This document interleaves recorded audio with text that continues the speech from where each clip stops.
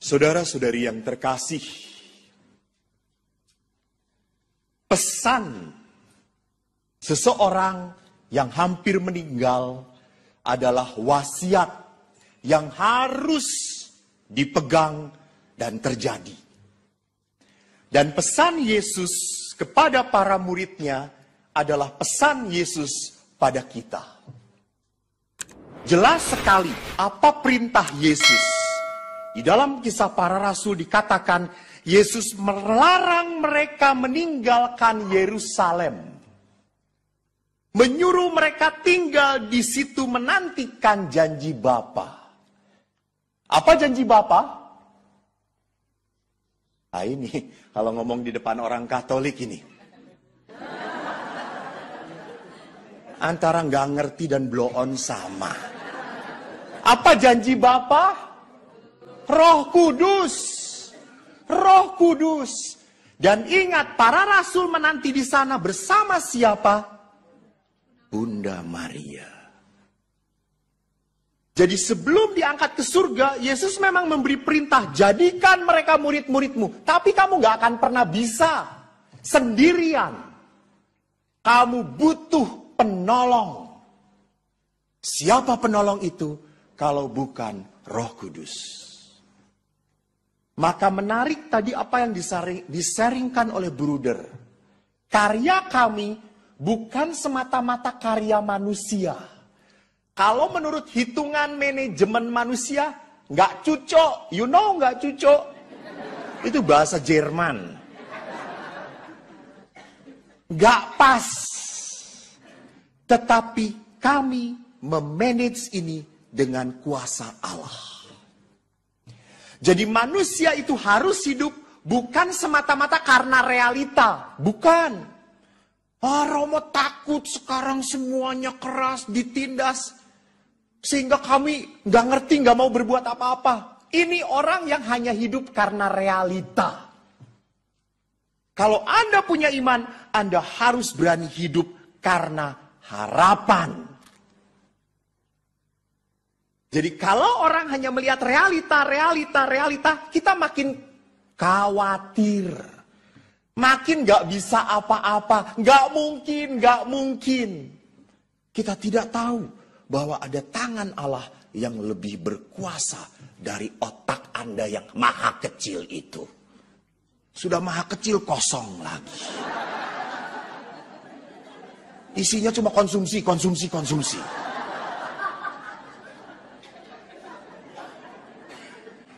Bapak Ibu yang terkasih, saya memberi kesaksian bahwa karya Roh Kudus itu hebat.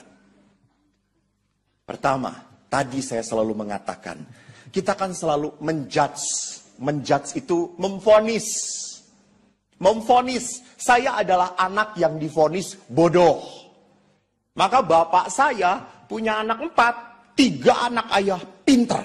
Nomor 2, 3, 4. Yang nomor 2 selalu rank 3 besar.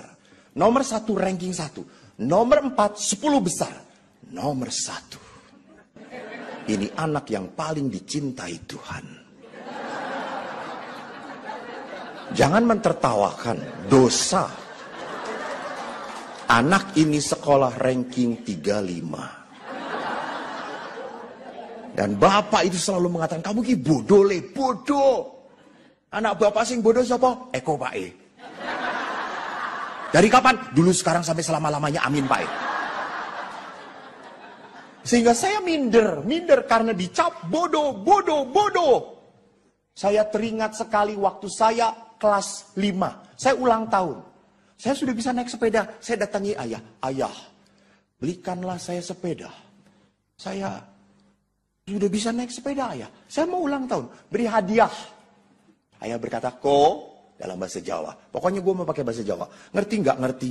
Tanya teman. Le, kowe yen isoh matematikamu songo, tak kei pit. Pit itu bukan pite, pit. Kamu nilai matematika 9, saya kasih sepeda. Saya dalam hati berkata, tekan modar ya ra isoh aku songo.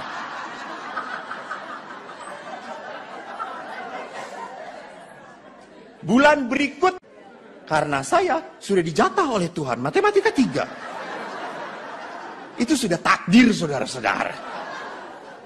Adik saya datang kepada ayah. Ayah, dia tahu bahwa kakaknya minta sepeda. Adik saya itu nyebelin.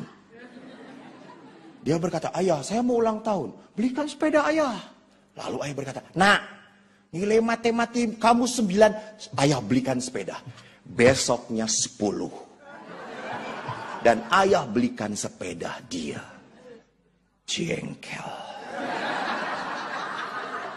Kecewa.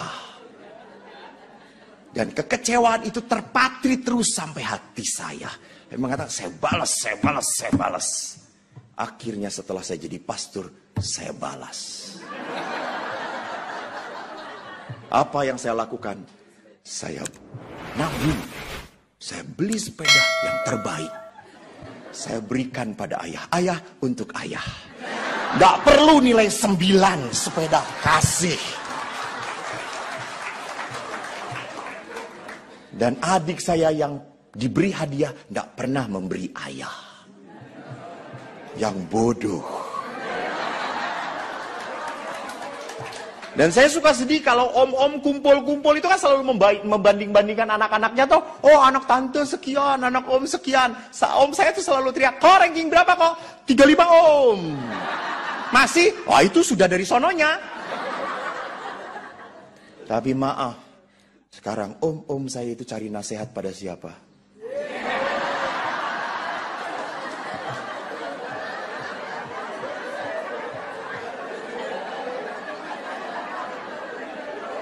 Saudara-saudara, apa yang rendah di mata manusia akan dimuliakan Tuhan. Hiduplah dengan percaya dan harapan. Maka anak jangan dimaki, berkati. Jangan terlalu menuduh, kamu bodoh.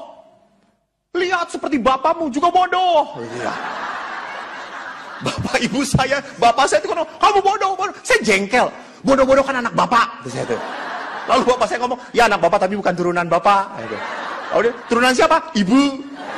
Lalu mereka bapak berkelahi, bapak bodoh, ibu bodoh, bapak, ibu. Ya udah ibu bodoh. Karena ibu bodoh, ibu kawin dengan bapak.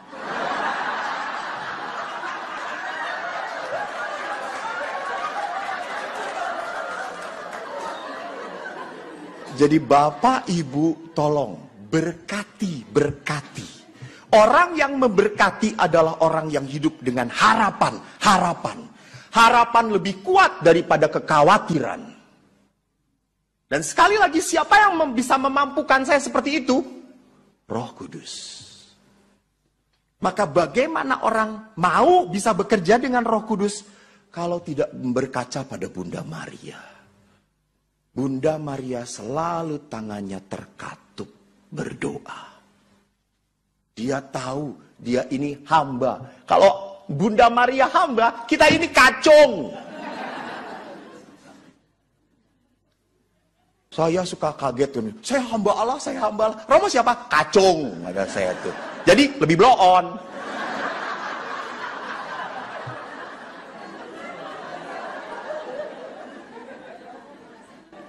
Kesaksian yang kedua, bahwa kalau orang percaya pada Roh Kudus, Roh bekerja. Saya memberi retret di Australia, Melbourne.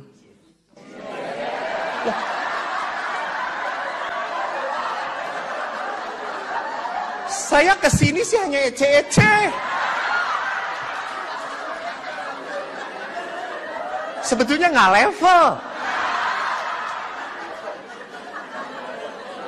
Maaf, bukan menghina.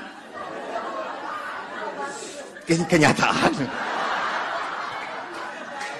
Saya memberi retret di Melbourne, lalu tiba-tiba anak-anak muda langsung teriak, Romo, retret tahun lalu berhasil. Dan yang mengundang saya adalah KTM. Bruder tahu. Lalu saya tanya, siapa emang tahun lalu? Wah, Romo, semua berhasil. Terus saya tanya, emang ukuran berhasilnya apa? Romo, banyak yang resting. Anda tahu resting? Tahu resting in the spirit? Didoakan, budak. Lalu, saya langsung ketir-ketir. Saya tanya, emang tahun lalu siapa yang ngasih? Romo Yohanes Indra Kusuma. Itu si jagonya, kata saya. Saya memberi retret di Melbourne, lalu tiba-tiba anak-anak muda langsung teriak, Romo, retret tahun lalu berhasil. Dan yang mengundang saya adalah KTM. Bruder tahu. Lalu saya tanya, siapa emang tahun lalu? Wah, Romo, semua berhasil.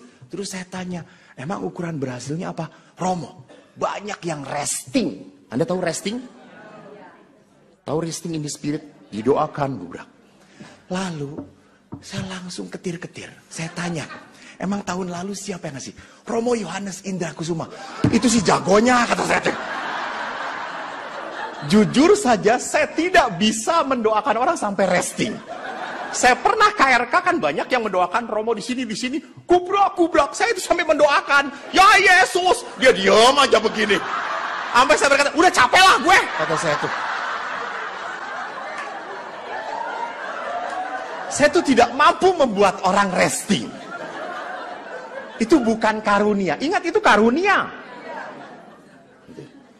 Lalu akhirnya ukurannya adalah resting. Meninggal nggak, kata saya. Maka waktu mau retret saya udah ketakutan. Sampai mau acara itu adalah acara puncak pendoaan pencurahan Roh Kudus itu. Dan harus sampai resting. Sampai saya berdoa kepada Sakramen Maha Kudus. Tuhan, tolonglah hambamu ini. Tolong sedikit. Kalau nggak banyak resting, gua nggak diundang lagi, Tuhan. Kalau nggak ke Jakarta sih nggak apa-apa. Australia, jalan-jalan coy.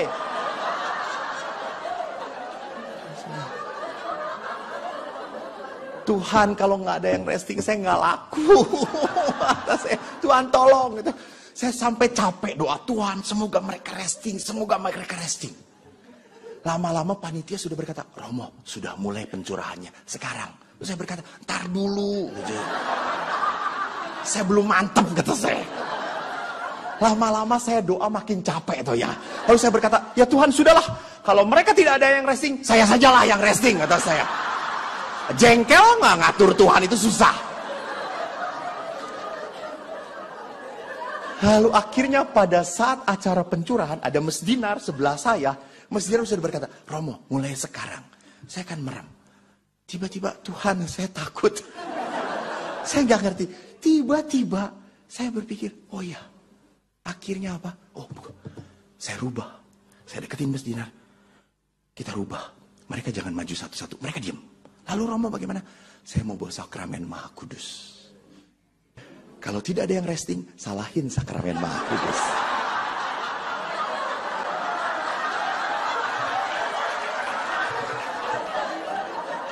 Bruder, jangan dilaporkan ke Roma ya, Bruder. Lalu akhirnya, Romo bagaimana? Kamu pegang saya jalan. Nanti biarkan mereka berdoa. Oh Romo ini gaya baru? Iya, kata saya itu. Ya sudah, saya merem. Karena saya nggak mau ngelihat. Karena kalau melihat kecewa. Masih manusia toh. Saya diam. Itu asli 2 jam. Saya sampai capek. Saya taruh akhirnya Sakramen Maha Kudus. Dan saya ngegubrak. Saya lemes sekali. Setelah itu saya berdoa, sudahlah, terjadilah. Gua nggak laku nggak apa-apa, kata saya itu. Yang penting selesai. Setelah berdoa, saya keluar, semua panitia datang kepada saya. Romo, dahsyat. Terus saya tanya, emang kenapa semua resting Romo? Romo diurapi ya? Saya berkata, bukan. Itu karya Roh Kudus. Saudaraku, jangan pernah mencuri kemuliaan dari Tuhan. Kalau Anda bisa setia, bukan karena kuat Anda, tapi karena Roh Kudus bekerja pada Anda. Mari kita memulai novena, agar pada saat hari Pantekosta nanti, Roh Kudus pun tercurah atas hati kita.